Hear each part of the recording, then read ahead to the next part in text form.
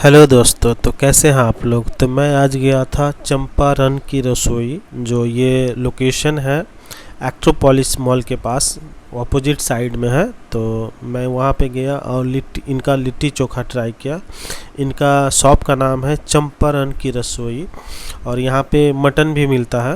ये चंपारण की मटन जो है वो भी मिलता है यहाँ पे, हांडी मटन। हांडी मटन जो है कितने, एक एक हांडी का वही 1300 रुपया। और ये जो प्लेट है, एक प्लेट 2 पीस और चोखा के साथ 50 रुपया। तो बड़ी स्वादिष्ट था, मैंने खाया। ये जेन्युइन रिव्यू है, बड़ी स्वादिष्ट है। आप लोग जाइए खाइए।